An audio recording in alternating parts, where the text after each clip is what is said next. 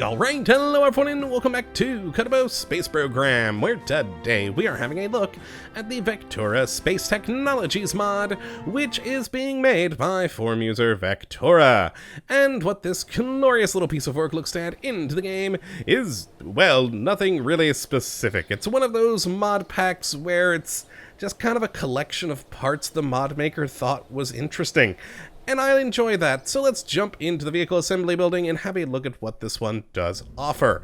Now, I should point out right off the bat that this is very much a work in progress mod, and I tend to try and avoid those considering how much they usually will change, but considering the fact that this is actually a resurrection of an old small parts pack, and the mod maker even includes in their post that they have no idea when they'll be adding new things to it, I figure what the heck, I think these parts are cool enough on their own, so let's take a look. Now, the first one that we do have is a inline cockpit for you to use, the Mark 1-2 inline cockpit, which is an interestingly shaped one. It goes between 1.25 meters at the front and 1.875 meters at the back, so not our usual 1.25 and 2.5 switch, but there are plenty of 1.875 meter parts out there for you to enjoy with this thing, and it's, you know, just kind of an interesting little inline cockpit.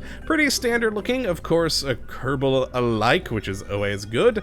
Now, as for the stats on this thing, it does hold 2 crew members, but has to have a minimum of at least 1 to operate, has a built-in data transmitter, is a lifting surface, has a built-in reaction wheel, a crew report, and of course 120 electric charge and 25 monopropellant. I'm actually going to turn back off the filter here for a second and talk about the interior. Sadly, it isn't a custom interior. It is, in fact, using... oh boy, I need to turn off this one too, don't I? It's using this one, the Mark II inline cockpit, for its interior. Hopefully we do get a custom one in time, as I like the idea of the side-by-side windows like that, and I'd really love to see a take on that for the interior. But for now, it's just a placeholder, really. Now, as for the second part on this thing, and I love this part since I like building really large spaceships, we have in the fuel tank section the Kerbonauts S3 14,400 tank. I almost said 144,000 there, but nope, caught the number there. And it is a gigantic, oh boy, zoom out, a gigantic freaking circular tank, which holds 320,000 liquid fuel, and that's it. And it's gorgeous. I got a thing for spherical tanks. I love them. I think they're very cool looking, and just, you know, tends to make for an enjoyable aesthetic on my deep space ships. And this one holds a ton of fuel for you to enjoy. Well, 1,800 tons, but, well, mass at least. And it's just nice. I like the detailing on it. I like sort of the cabling here attached to the eyelets, the gigantic beams holding it all together. And of course, we have a top and bottom attachment point for you to either attach another or to attach what is, quite frankly, my favorite part in the entire mod pack. And I'll be honest, the primary reason I'm looking at it today, in the engine category, we have the N-512 nuclear engine, and this thing is gorgeous. Look at the size of this engine and just the cool design to it.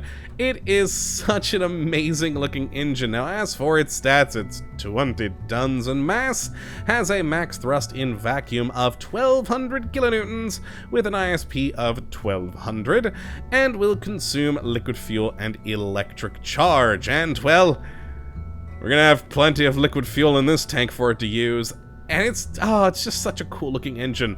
And there are cooler parts about it that we'll look at here in a moment, in space, where I have put up into orbit a very quickly made, kind of crappy, but actually I kind of like ship that will show off these different parts and what you can use them for. But yes, our 3 things: amazing, gigantic, awesome nuclear engine, equally as awesome and gigantic, well, even more gigantic, freaking liquid fuel tank. An interesting inline cockpit with an odd size, but useful, very useful still. Now let's head to the tracking station and go up to the Vectura Space Technologies ship that I put up earlier, and of course cheated into space because, well, I didn't feel like launching this thing quite yet. And yeah, just an interesting little deep space ship here with 2 shuttles, of course using the Mark 1-2 inline cockpit here for your enjoyment.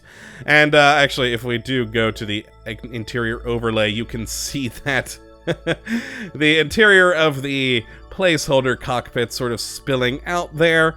Yeah, hopefully we'll get a custom one in time, but for now it works. And of course, with that 1.875 size, it does fit the FLTX 1800 tank and the Cheetah engine for your convenience.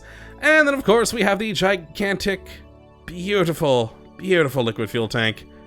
And my favorite part, this just huge engine.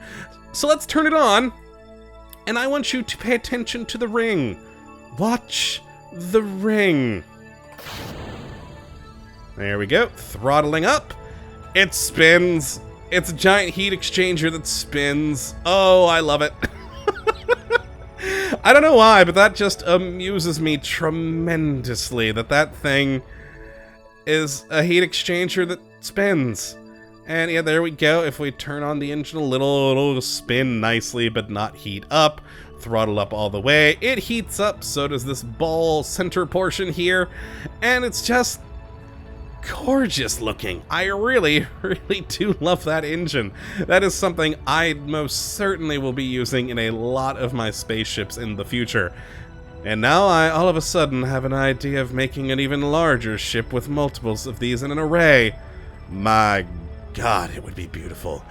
And yeah, it's just a fun looking nuclear engine. And the spinning, the glorious spinning. And yes, we have our lovely little cockpit here that I turned into a very awkward little shuttle, but nonetheless, it does work there for your usage in space planes, ships, etc. But yeah, that is the Vectura Space Technologies mod. A small pack, only 3 parts, but some very interesting parts. And, I mean, come on, how can you not like a gigantic fuel tank and a spinning engine? It's just fun.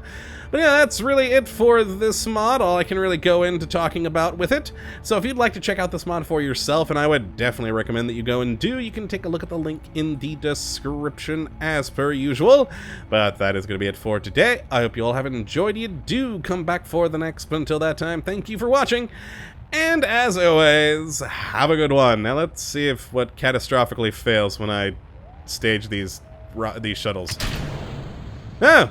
I had the engine turned on that one. Well, it spins. Not quite as catastrophic as I was hoping, but it is causing it to do strange things. Good times, good times. Well, later, folks!